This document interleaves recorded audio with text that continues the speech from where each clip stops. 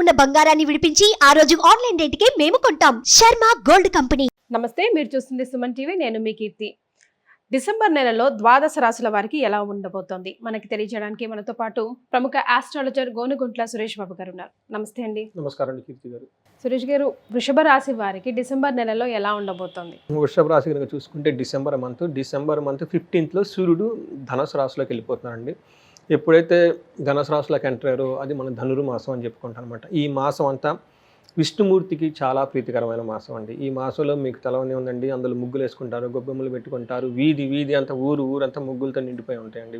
మనం కనుక పల్లెటూళ్ళలో కనుక చూస్తే ఇట్లాంటి శోభాకృతమైన ఈ మంత్లో మనకి వృషభ రాశి వారికి ఎలా ఉందో చూద్దాం అనమాట. వృషభ రాశి అనగానే మనకి ఫస్ట్ అందులో నక్షత్రం వచ్చేటప్పుడు కృతికా నక్షత్రం 2, 3, 4 పాదాలు, రోహిణి 1, 2, 3, 4 పాదాలు, మృగశిర 1, 2 పాదాలు అంతా మనకి వృషభ రాశి కింద వస్తారండి.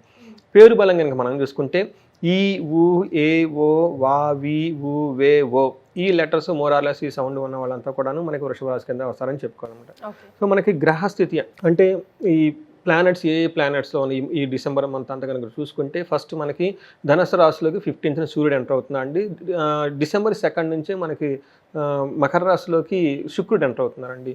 కుజుడు వచ్చేటప్పటికి కర్కాటక రాశిలో ఉన్నారండి. ఆయన కుజ స్తంభం వైపు అక్కడే ఉన్నారండి. ఈ మంత్ వచ్చే మంత్ కూడా అక్కడే ఉంటారండి. తర్వాత వచ్చేటప్పటికి మనకి వృశ్చిక రాశిలో బుధుడు ఉన్నారు. ఈ 4 గ్రహాల యొక్క ఇంపాక్ట్ మనకి ఈ వృషభ రాశి వారికి ఎలా ఉందో చూద్దాం. మనకి మనకి సూక్ష్మ గోచారం అంటారు. ఈ సూక్ష్మ గోచారం ప్రకారం కనుక చూసుకుంటే సూక్ష్మ గోచారం ఏమంటే మనకి లైక్ ముఖ్యాంశాలాగా వెరీ బిగినింగ్లో హెడ్లైన్స్ లాగా అనమాట. ఆ ప్రకారంగా చూసుకుంటే ఎలా ఉంటుందంటే వీళ్ళకి ఫస్ట్ 15 days ఎలా ఉంటుందంటే యాత్ర, ధనలాభం, విరోధం, సంపద అని చెప్తారు. దాన్ని బట్టి చూసుకుంటే ఫస్ట్ వీక్లో వీళ్ళు యాత్రలకు వెళ్ళే అవకాశం ఎక్కువగా ఉంది.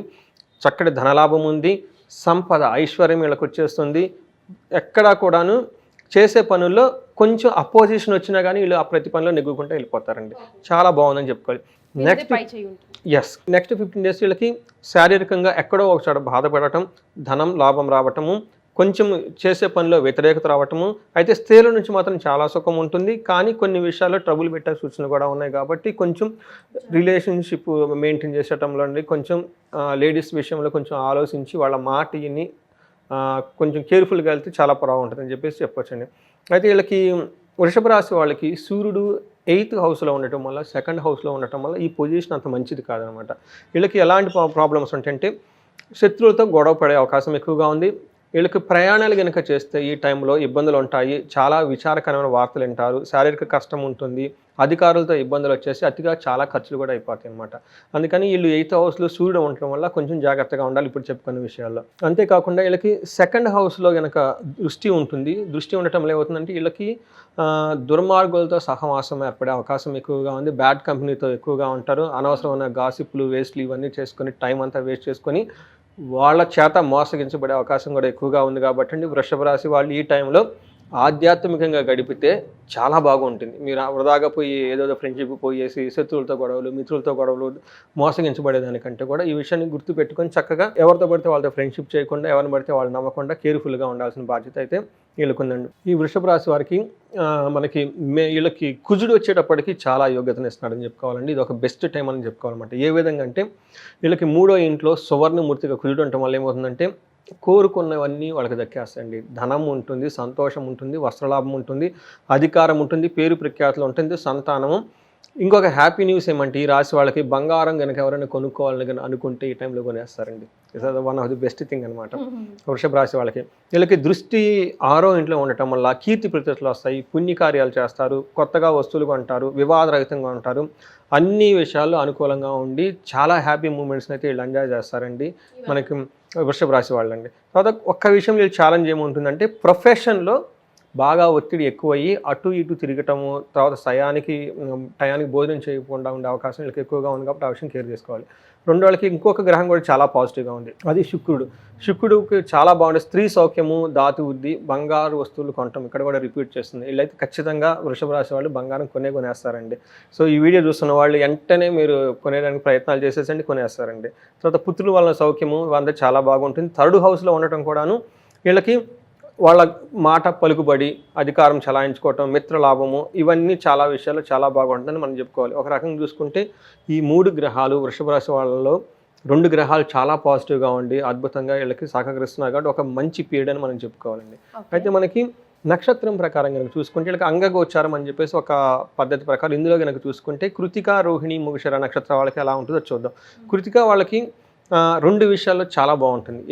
2 విషయాల్లో చాలా ఛాలెంజింగ్గా ఉంటుంది. ఫస్ట్ పాజిటివ్ పాయింట్ అంటే వీళ్ళకి వస్త్రలాభం ఉంటుంది, షాపింగ్ చేసి చక్కగా కొనుక్కుంటారు. తర్వాత వీళ్ళకి రాజ్యలాభం ఉంది, అంటే చేసే ప్రొఫెషన్లో ప్రమోషన్స్ కానివ్వండి, ఉన్నతగా పదోన్నతి కానివ్వండి, హయ్యర్ పొజిషన్కి వెళ్ళే అవకాశం చాలా ఎక్కువగా ఉంది. ఎక్కడ ఛాలెంజింగ్గా ఉందంటే ఫైనాన్షియల్ మ్యాటర్స్, రెండోది గొడవల విషయంలో చాలా కేర్ఫుల్గా ఉండాలి. ఒకటి ఫైనాన్షియల్ ప్లానింగ్ ఉండాలి, రెండోది వచ్చేటప్పటికి గొడవలు కాకుండా మీరు ముందుగానే గ్రహించేసి ఆ ప్లేస్కి వెళ్లకుండా ఉండటము, లేదా దాన్ని అవాయిడ్ చేస్తే కనుక చాలా బాగుంటుంది. అది కూడా పర్టికులర్గా డిసెంబర్ 16th నుంచి 26th ఈ మధ్యలో పీరియడ్ 10 days చాలా కేర్ఫుల్గా ఉంటే కనుక బాగుంటుంది. తర్వాత అంతా బాగుంటుంది. తర్వాత రోహిణి నక్షత్రం వాళ్ళకు కూడాను 2 విషయాలు చాలా పాజిటివ్, 2 విషయాలు చాలా నెగిటివ్. ఏ విషయంలో పాజిటివ్ అంటే వస్త్రలాభము, రాజ్యలాభం వీళ్ళకి కూడాను. ఛాలెంజెస్, వీళ్ళకి ఫైనాన్షియల్ క్రైసిస్ ఉంటుంది. తర్వాత కలహం, గొడవలు అయ్యే అవకాశం కూడా ఎక్కువగా ఉంది. మృగశిర నక్షత్రం వాళ్ళకి వీళ్ళకి డిసెంబర్ 1st 10 daysలో హెల్త్ కాంప్లికేషన్స్ వచ్చే అవకాశం ఎక్కువగా ఉందంటే కేర్ఫుల్గా ఉండాలి. వీళ్ళకి నెక్స్ట్ వస్త్రలాభం చూపిస్తుంది, రాజ్యలాభం ఉంది. వీళ్ళు కూడాను ఫైనాన్షియల్గాను ప్లస్ గొడవలే అవకాశం ఎక్కువగా ఉంది కాబట్టి చాలా కేర్ఫుల్గా ఉండటం అవసరం అండి. టోటల్గా ఈ రాశి వాళ్ళకి కొంచెం ఫైనాన్షియల్ క్రైసిస్, గొడవలయ్యే అవకాశం ఉంది కానీ బట్ మిగతా చాలా విషయాల్లో చాలా బాగుందని చెప్పుకోవాలి. మనకి మృత్యు నక్షత్రాలు ఉంటాయండి. కృతికా నక్షత్రం వాళ్ళకి గాయాలు అయ్యే అవకాశం ఎక్కువగా ఉందండి, కేర్ఫుల్గా ఉండాలి. రోహిణి నక్షత్రం వాళ్ళకి సుఖనాశనం, కారణనాశం కూడా అయ్యే అవకాశం ఎక్కువగా ఉందండి.